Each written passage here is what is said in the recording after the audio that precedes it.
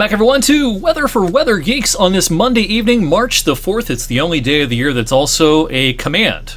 March 4th, get it? All right, it was a beautiful March 4th across our area today. As promised, we flirted with a record high, but it was close. But no cigar at the airport. We made it to 73 at 4:17 this afternoon. The record high set 41 years ago, back in 1983. It was 74 on today's date. More recently, we had a record low back in 2014 in that very cold winter of 13-14. We had 5 below on the morning of March the 4th back in 2014. So, yeah, close to a record today. We won't approach any records tomorrow, but this was the first 70-degree reading of the year. The 30-year average date is March 16th, but as you can see on the list of recent years, there's a big variance here from year to year. Last year we didn't have a 70 until April the 4th. It was pretty late.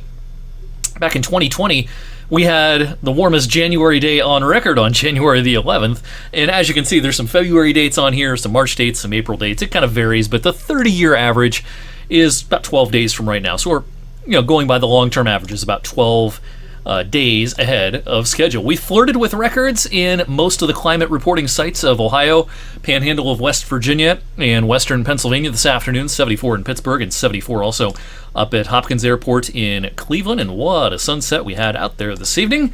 Just a gorgeous one. We're getting closer and closer, of course, to the equinox coming up here in about 2.5 weeks, and that's when the sun will set directly along 224, and it's a kind of a blinding trip westward at sunset, heading from Canfield or Boardman, I should say, towards the Canfield area. And of course, we have a big, springtime signpost coming this weekend. It's the return of daylight saving time Sunday morning. So our sunset this evening was 6:17, but a week from today it'll be at 7:25 because, of course, the time change is a week from yesterday, coming up next Sunday. It's kind of ironic that it'll be quite a bit colder as we welcome in daylight saving time. Of course, we lose daylight in the mornings temporarily, but, we're gaining daylight so fast at this time of the year. Well, yes, we've gotten used to it being light out before 7, and the sunset's going to all of a sudden be at like 7:40 or so early next week. It doesn't last very long. We'll be back to 7 o'clock and earlier sunrises before you know it because of the rapid pace of daylight gain at this time of the year. Some changes are coming our way in the sensible weather over the next couple of days. Now, it, of course, is very mild outside this evening. It's going to stay that way through tomorrow. We're 10 degrees warmer than this same time last evening. But look what's going on to our west. Our cold front's out here. It's 16 degrees cooler than this same time yesterday in Green Bay, with higher numbers out towards Madison and into parts of Iowa and into Minnesota as well. And, yeah, that's what's coming our way as we head towards midweek. This front is also been sparking a little mini severe weather outbreak this evening in parts of southern Wisconsin and Illinois as well. There's been several severe thunderstorm and even tornado warnings over the last couple of hours out there.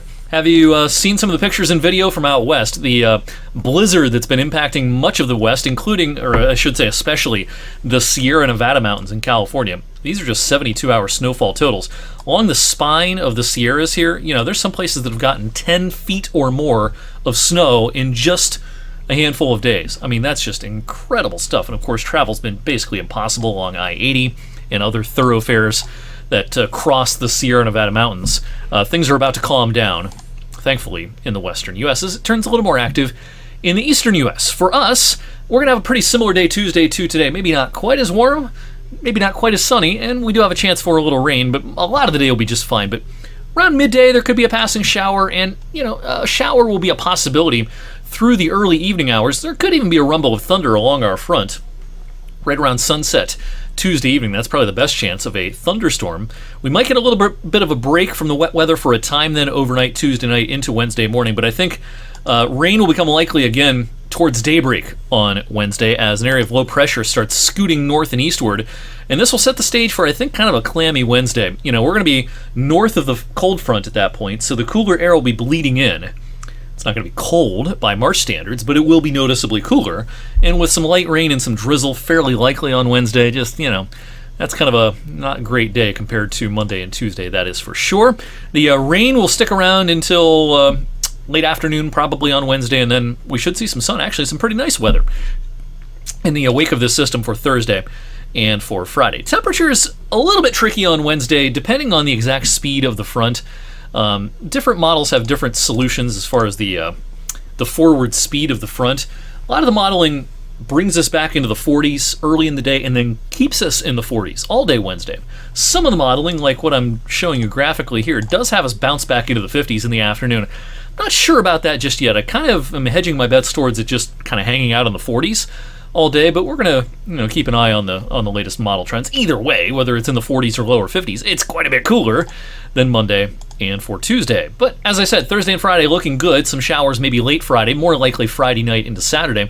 That's with the next system that will drag in some legitimately colder air for a couple days. Now, it's only a couple of days, but as we wrap up the upcoming weekend on Sunday and head into next week on Monday, 3 degrees below average in terms of our high temperatures. That puts us around 40 or so. Might even be a couple of snowflakes in the mix late Saturday night into the day Sunday, maybe even early Sunday night as well.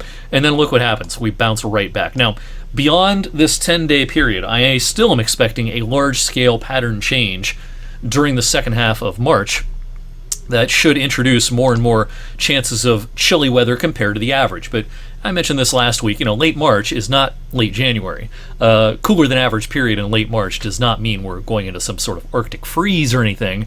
But the models are very consistent on the idea that the second half of March should be fairly colder, maybe significantly colder than the first half of March. And again, compared to the average, quite a bit of a colder pattern compared to what we've gotten used to for much of the last couple of months. Coming up tomorrow evening, on Tuesday evening, we'll have a fresh set of long-range modeling from the European Center that's released on the 5th day of every month. So we'll take a look at that, see what the latest modeling has to say about the spring season, March, April, and May. Maybe we'll do some speculation on the summer as well. Also show you what's going on the radar. Probably have some showers around at least early in the evening on Tuesday. In the meantime, thank you, for watching on this Monday evening. Have a great night. I'll see you back here on Tuesday.